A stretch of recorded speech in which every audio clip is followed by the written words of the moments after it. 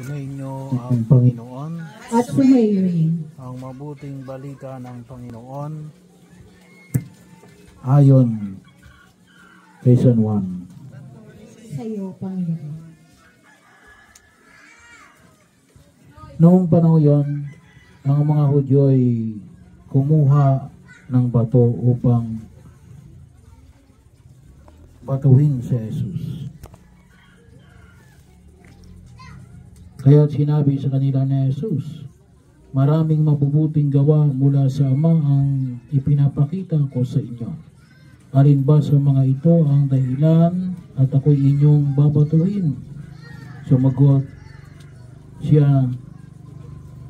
siya ng mga Hudyo, hindi dahil sa mabubuting gawa kaya ka namin babatuhin, kundi dahil sa paglapastangan mo sa Diyos.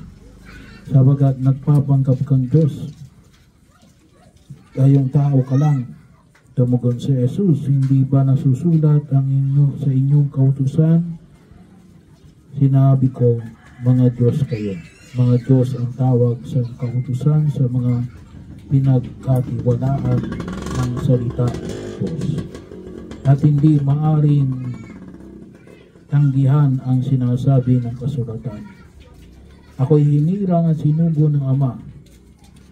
Paano ninyo masasabi ngayon na nilalapastangan ko ang Diyos? At sinabi ninyong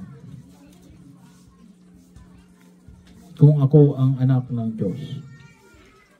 Kung hindi ko ginagawa ang mga ipinagagawa ng aking Ama, huwag ninyo akong paniwalaan. Ngunit kung ginagawa ko iyon, paniwalaan ninyo ang aking mga gawa. Kung ayaw man ninyo akong paniwalaan, sa gayon, matitiyak ninyong nasa akin ang Ama at ako'y nasa Kanya. Tinangka na naman silang dakpin, ngunit siya'y nakatalilis. Muling pumunta sa Jesus sa ibayo ng Jordan sa pook na noong una'y pinagbinyagan ni Juan.